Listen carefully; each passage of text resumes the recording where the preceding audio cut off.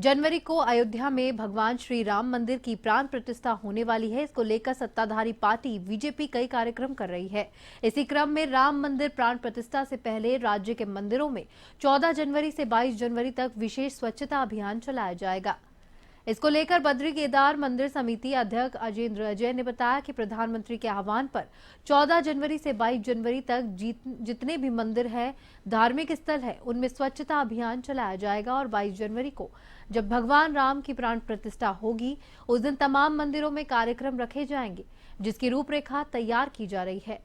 मुख्य विपक्षी दल कांग्रेस भाजपा पर आरोप लगा रहा है। कांग्रेस के संगठन उपाध्यक्ष मथुरा दत्त जोशी का कहना है कि Bharatiya Janata party event management वाली पार्टी है। बीजेपी को किसी भी कार्यक्रम को इवेंट बनाने में महारत हासिल है।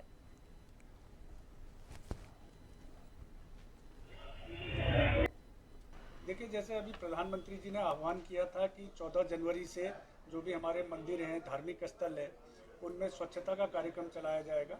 तो इसके क्रम में बद्रीनाथ केदारनाथ मंदिर समिति भी जो अपने अधीनस्थ हमारे जितने भी मंदिर है, उनमें स्वच्छता का कार्यक्रम प्रारंभ करेगी। इसकी विस्तृत रूपरेखा हम तैयार कर रहे हैं। इसके अलावा 22 जनवरी को जब अयोध्या में रामलला का प्राण प्रतिष्ठा का कार्यक्रम आयोजित होगा, उस दौरान हमारे जितने भी मंदिर हैं, उनमें भी हम विभिन्न प्रकार के कार्यक्रम आयोजित करेंगे और इसके लिए हम विस्तृत रूपरेखा अभी तैयार कर रहे हैं, वो शीघ्र ही हम जारी भी।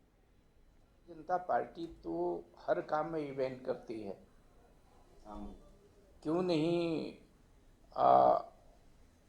धार्मिक स्थलों में क्या और जगह भी स्वच्छता अभियान चल सकता है।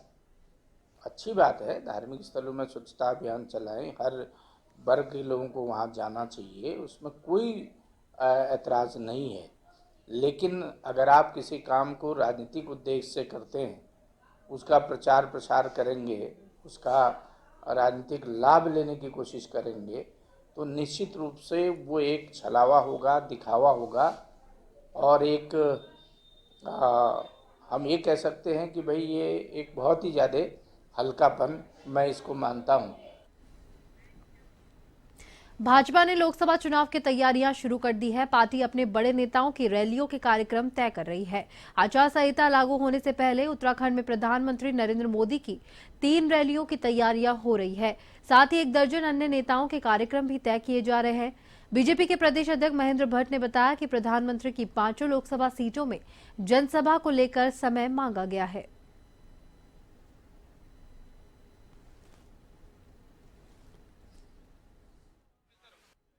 देखिए, अभी हमने प्रधानमंत्री से आग्रह किया कि हमारी 5 लोग एक लोकसभा की रैली तो हमारी हो चुकी है।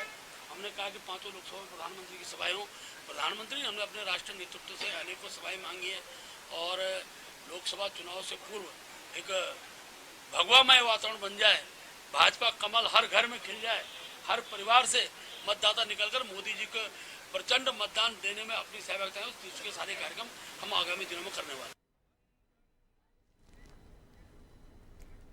मंडल मुख्यालय पौड़ी में संस्कृति विभाग के प्रेक्षागृह में स्वास्थ्य विभाग की ओर से कार्यक्रम का आयोजन किया गया है। कार्यक्रम का शुभारंभ स्वास्थ्य मंत्री डॉक्टर धन सिंह रावत ने दीप प्रज्वलित कर किया।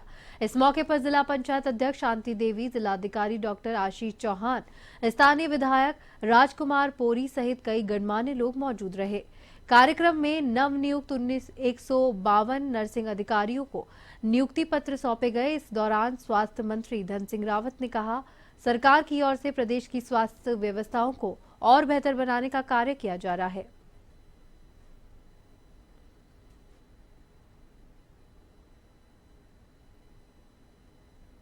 प्रदेश में लगभग 11,000 लोगों को स्वास्थ्य विभाग में नौकरी देने जा रही है। 3,000 हम नर्सिंग अधिकारियों की भर्ती वर्षवार कर रहे हैं और आज पौड़ी जिले में 243 नर्सिंग अधिकारियों को हमने नियुक्ति पत्र दिए हैं। और मैं ये कह सकता हूँ कि पूरे देश में ये पहला मौका है कि जब हम इनकी नियुक्तियाँ वर्षवार कर रहे हैं। इसमें सारे लोग 2020 तक सभी लोगों को नौकरी मिल रही है। मैं प्रधानमंत्री जी का भी, मुख्यमंत्री जी का भी और स्वास्थ्य विभाग का धन्यवाद देना चाहता हूँ कि बहुत जल्दी ये काम पूरा हुआ है और आज जिन जिन नर्सिंग अधिकारियों को नौकरी मिली है, मैं सरकार की ओर से स्वास्थ्य विभाग के मुखिया होने के नाते उन सबको भी अग्रिम बधाई दे रहा हूँ कि वो अब अपने अपने हॉस्पिटलों में बहुत अच्छा काम करेंगे और नर्सिंग अधिकारी आने के बाद आगामी लोकसभा चुनाव को लेकर सभी राजनीतिक दलों की तैयारियां जोरों शोरों से चल रही है। सत्ता दल भाजपा ने लोकसभा चुनाव को लेकर अब की बार 400 पार का नारा लगा दिया है, तो वहीं दूसरी तरफ विपक्षी दल कांग्रेस पार्टी निशाना साधते हुए नजर आ रही है। कांग्रेस प्रदेश अध्यक्ष करण माहरा ने भाजपा को चुनौती देते हुए कहा कि सबसे पहले केंद्र सरकार चुनाव कमीशन को तटस्थ बना दे।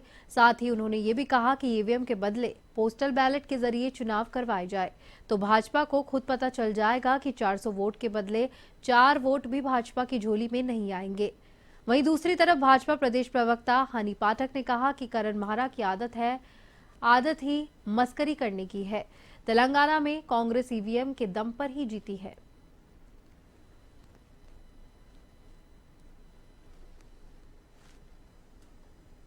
एक तो चुनाव कमीशन जो है उसको तटस्थ बना दीजिए और किसी का पिट्ठू ना हो।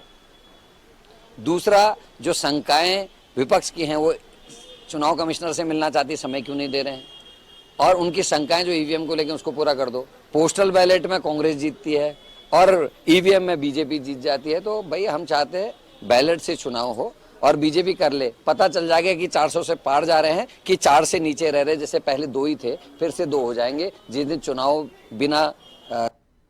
देखिए ऐसा है, बुद्धि जब जिसकी गत में जाने वाली होती है तो पता नहीं क्या क्या बोलने लगता है और मस्खरी करने लगता है। तो करण महाराज जी की तो आदत है मस्खरी करने की। लगता है वो न्यूज़ नहीं पढ़ते या कभी वोटर्स को नहीं देखते। तेलंगाना में ये कैसे जीत गए, वहाँ पर क्या स्टैम्प था, जरा उनसे ये पूछा जाए। जिस जगह से तो ये जीत जाते हैं उस जगह एकदम सही हो जाता है ईवीएम। जिस जगह से हार जाते हैं तो स्टैम्प पैड की व्यवस्था करवा देनी चाहिए। और सही मायने में भाजपा पूरी तरीके से तैयार थी इस तरीके के बयान के लिए। कांग्रेस पार्टी आगामी लोकसभा चुनाव को लेकर तैयारियों में जुट गई है। कांग्रेस के संगठन उपाध्यक्ष मथुरा दत्त जोशी ने बताया कि कांग्रेस के राष्ट्रीय अध्यक्ष मल्लिकार्जुन खड़गे इसी महीने उत्तराखंड दौरे पर आने वाले हैं और वह कार्यकर्ताओं के साथ बूथ स्तर पर मीटिंग भी करेंगे। उन्होंने कहा कि इस महीने की 15 तारीख को उत्तराखंड प्रभारी कुमार शैलजा भी उत्तराखंड के दौरे पर आ रही है और वह भी कार्यकर्ताओं को आगामी लोकसभा चुनाव को लेकर बैठक करेंगी। जोशी ने बताया कि कांग्रेस के प्रदेश अध्यक्ष करण माहरा भी इसी महीने मणिपुर और इम्फाल के दौरे पर जाएंगे और वहीं से उत्तराखंड में होने वाले राष्ट्रीय अध्यक्ष मल्लिकार्जुन खड़गे का दौरा भी फाइनल करेंगे।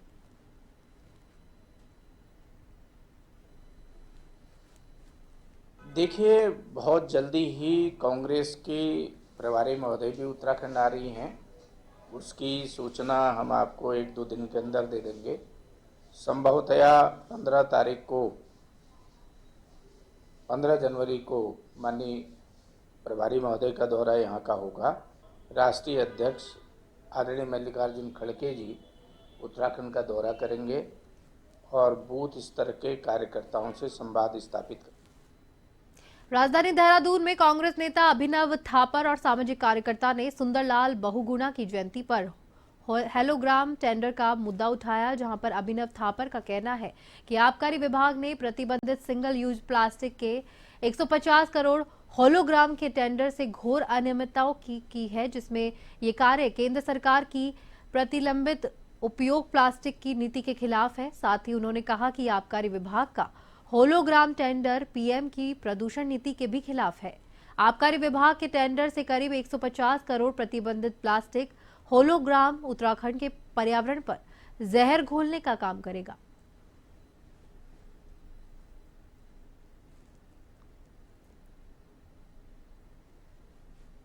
देखिए, ये बहुत गंभीर विषय है। सिंगल यूज प्लास्टिक बैन पे एक नीति निकाली थी भारत सरकार ने 30 जून 2022 को। वो नीति ये कहती है कि 100 माइक्रोन से कम अगर प्लास्टिक है, नॉन बायोडिग्रेडेबल है, उसको आप इस्तेमाल नहीं कर सकते। तो इस्तेमाल करना तो दूर की बात है, यहाँ 150 करोड़ लेबल शराब की बोतलों पे सरकार ने एक टेंडर जारी किया है आबकारी विभाग ने। उसके खिलाफ हमने रिप्रेजेंटेशंस भी दिए थे कि मोदी जी एक बात कह रहे हैं, आपका कार्यालय दूसरी बात कह रहा है। प्रिंसिपल सेक्रेटरी एक्साइज को मिले, पोल्यूशन कंट्रोल बोर्ड को मिले, सबको मिले, किंतु कहीं पे इसका कोई संज्ञान नहीं लिया गया। तो उसके बाद हमने पीएमओ में लिखा 23 दिसंबर को, उसका भी संज्ञान नहीं लिया। हमें सुनने में ये आया है कि ये टेंडर खोल दिया गया है, गतिमान है कार्य प्रक्रिया, हो सकता है अलॉट भी कर। उत्तराखंड ने भारत सरकार के 2025 तक टीबी मुक्त होने के लक्ष्य को समय पहले ही पूरा करने का संकल्प लिया है। सरकार ने इसके लिए 2024 तक टीबी मुक्त उत्तराखंड करने का लक्ष्य रखा है। पूरे देश में निश्चित मित्र बनाने में उत्तराखंड का राज्य दूसरे स्थान पर है। इसी कड़ी में स्वास्थ्य सचिव ने बताया कि उत्तराखंड को टीबी मुक्त बनाने को लेकर कवायद चल रही है।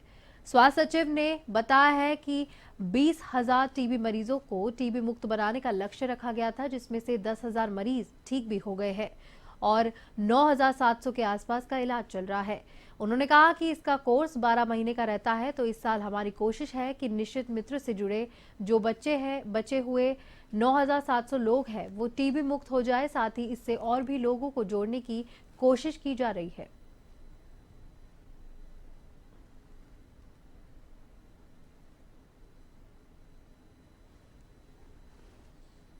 देखिए, जैसे मैंने बताया कि 20,000 हमारा था टारगेट, और 20,000 में से जैसे 10,000 ठीक हो गए हैं, 9,700 के आसपास अभी ट्रीटमेंट ले रहे हैं। तो इस साल क्योंकि 12 महीने का कोर्स रहता है, 9 से 12 महीने का, तो इस साल हम कोशिश हमारी ये रहेगी कि 9,700 के आसपास जो रेस्ट ऑफ द लोग हैं उनको, जिनको हमने निक्षय मित्र से जोड़ा है, और उनको उनका ट्रीटमेंट कंप्लीट होके वो कम्प्लीटली इस टीबी के साइकिल से बाहर निकल जाएं।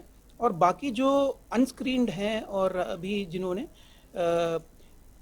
निक्षय मित्र के साथ जिनको हम लोग नहीं जोड़ पाए हैं, तो उनको हम लोग अभी ट्रीटमेंट रेजिमेन में ले आने की कोशिश करें।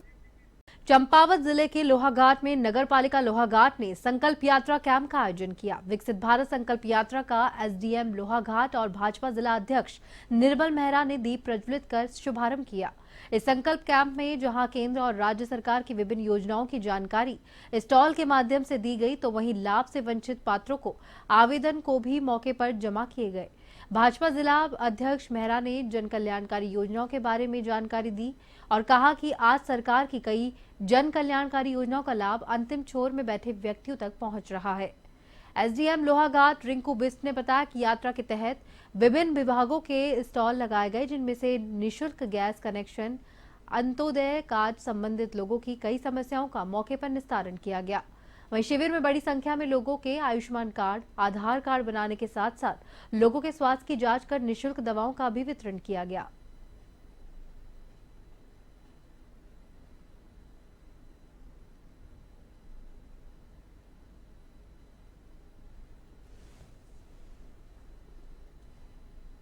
विकसित भारत संकल्प यात्रा जो आदरणीय नरेंद्र मोदी जी की विजन है, एक जो उनकी दूरगामी सोच है, इसमें क्या था कि जो अभी तक कई चीज़ों से वंचित जो हमारी आम जनता थी, वो चाहे गैस का उज्ज्वला गैस कनेक्शन से हो, वो चाहे प्रधानमंत्री आवास योजना से हो, वो चाहे शौचालय जो पहले स्वजल के माध्यम से बनाए जाते थे बीच में बंद हो गए, उसको जो सरकारी अमला है उन्होंने 100% दिखा के क्लोज कर दिया।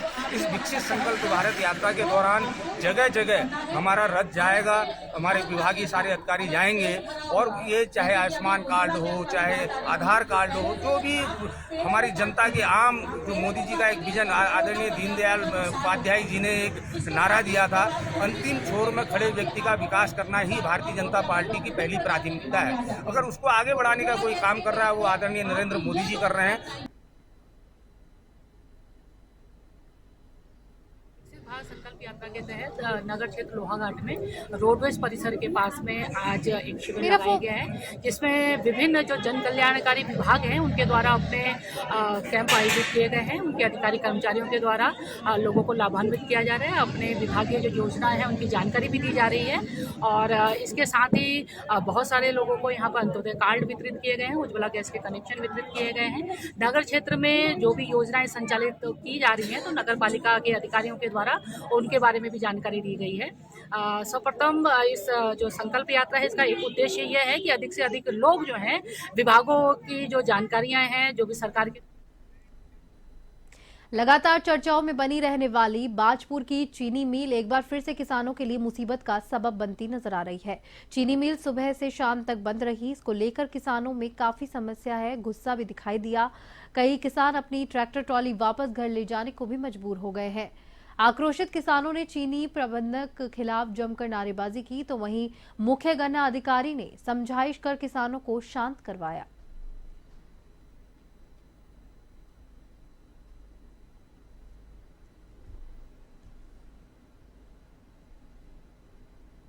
ऐसा सुबह लगभग 12 बजे के करीब इसमें जो हमारे बॉयलर अपग्रेड हुए थे उसमें जो सिस्टम लगा हुआ है उसका सीपीयू खराब हो गया था, तो वो सीपीयू लेके आ गए हैं और स्टार्ट भी हो गया प्रोग्राम और लगभग 1 घंटे में अभी ये बड़ी मिल चल जाएगी, छोटी मिल चल चुकी है।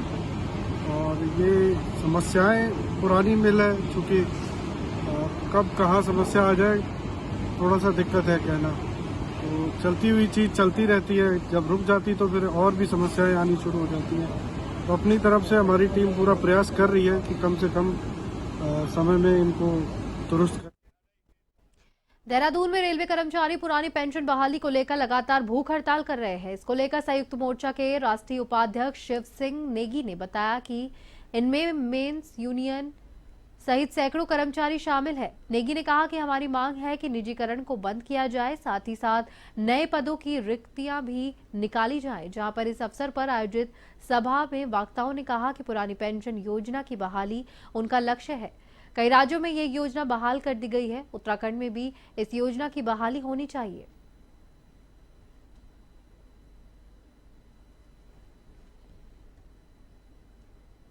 इसके 85 लाख कर्मचारियों की जो मांग है, इसके लिए हम 35 कार्मिक संगठन लगातार, रेलवे की दोनों फेडरेशन और देश के अलग अलग कार्मिक संगठन लगातार अभी जो भूख हड़ताल का जो चल रहा है, इसके बाद हम चक्का जाम, रेल बंद और कार्यालय बंद, तालाबंदी और यहाँ तक कि सड़कें जाम करने का प्रयास करेंगे।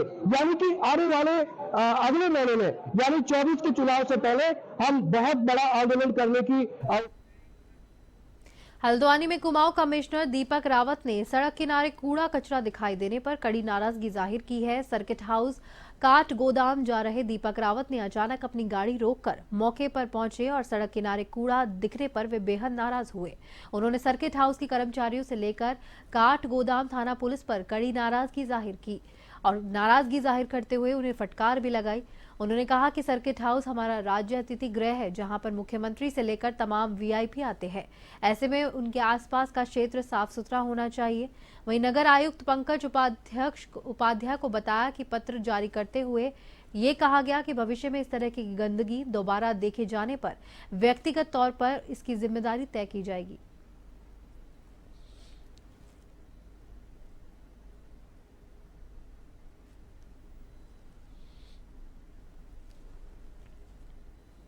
जानते हैं कि सर्किट हाउस तो खैर है, कहीं पे भी कूड़ा क्यों होना चाहिए, इस पे अभी विशेष अभियान हमारा चला रहा है। समय समय पर माननीय मुख्यमंत्री जी समीक्षा करते हैं। सर्किट हाउस के आसपास मैंने 2-3 बार नोट किया है कि कूड़ा रहता है और जो इसे डाल रहे हैं, एक तो मैंने थाने के पास देखा, एक मैंने देखा कि सर्किट हाउस वाले खुद भी इसका उचित निस्तारण नहीं कर रहे हैं। जो इनका गेस्ट हाउस है एनएचपीसी का, वो भी उचित निस्तारण नहीं कर रहा है। तो आज तो खैर केवल चेतावनी दी गई है, लेकिन इसके बाद अगर कूड़ा यहाँ पे डाला जाएगा। चमोली पुलिस ने नाबालिग को बहला फुसलाकर भगाकर ले जाने वाले 10,000 के इनामी बदमाश को जम्मू कश्मीर से गिरफ्तार किया। ये शातिर पेंटर का काम करता है और उत्तर प्रदेश के बिजनौर जिले का रहने वाला है। सीओ कर्णप्रयाग अमित कुमार सैनी ने घटना का खुलासा करते हुए बताया कि थाना थराली क्षेत्र के ज्वेलर्स के घर में पेंटर का काम करने वाला शातिर उन्हीं की नाबालिग लड़की को भगाकर ले गया। घर वालों ने पुलिस से इस मामले को लेकर शिकायत दर्ज करवाई, जिस पर अभियुक्त की गिरफ्तारी के लिए गठित टीम ने छापेमारी करते हुए जम्मू कश्मीर से कठुला क्षेत्र से नाबालिग की बरामदगी की गई और अभियुक्त को गिरफ्तार किया गया है।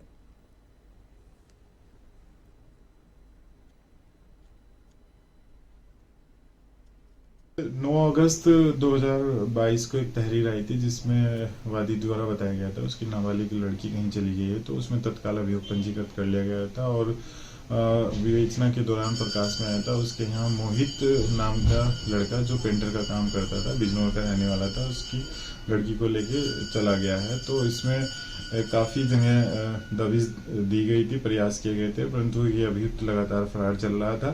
तो अभियुक्त को लगातार प्रयास करते हुए गिरफ्तार कर लिया गया है कठुआ जम्मू से और लड़की को बरामद कर लिया गया है। अल्मोड़ा जनपद में भाइयों को यूट्यूब की मदद से कच्ची शराब बना रहे थे, जहां पे पुलिस ने छापा मारकर मामले का भांडाफोड़ किया है। जिले में इस तरह का ये पहला मामला सामने आया है जिसमें यूट्यूब की मदद से गुपचुप कच्ची शराब बनाई जा रही हो। दरअसल अल्मोड़ा जिले की देघाट पुलिस ने चेकिंग के दौरान दूरस्थ ग्रामीण क्षेत्र फोटी कुआ में 2 सगे भाइयों को कच्ची शराब बनाने के उपकरण के साथ में पकड़ा है, जिनसे करीब 400 लीटर कच्चा लहन बरामद कर मौके पर उसे नष्ट किया गया। पुलिस ने एक अभियुक्त को गिरफ्तार कर आबकारी एक्ट के तहत मुकदमा दर्ज कर लिया है, जबकि दूसरा भाई मौके से फरार है, जिसकी तलाश कर रहा है।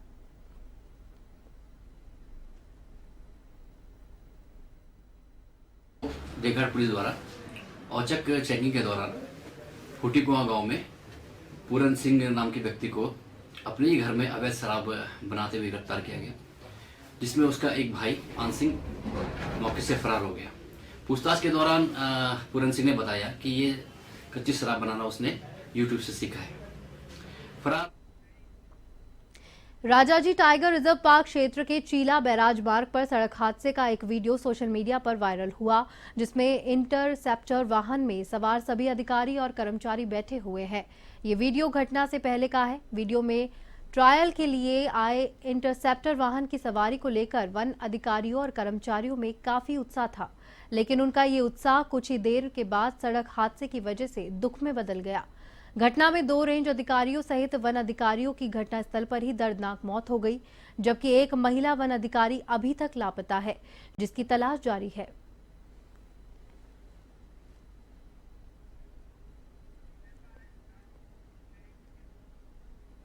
रुद्रपुर के लालपुर मालसा गांव में 17 साल के किशोर की गोली मारकर हत्या कर दी गई है। सन्नी को हत्या से पहले अपने दोस्त हर्षित गुम्बर के साथ में उसकी बाइक पर जाते हुए देखा गया था। देर शाम हर्षित ने परिवार वालों को तबीयत खराब होने की सूचना दी। जब परिवारजन जिला अस्पताल पहुंचे तो पुलिस ने उन्हें सन्नी की हत्या की जानकारी दी। पुलिस ने शव को कब्जे में लेकर पोस्टमार्टम के लिए भेज दिया है। अभी तक गोली मारने के कारणों का पता नहीं चल पाया है। वहीं पुलिस जांच में जुटी है।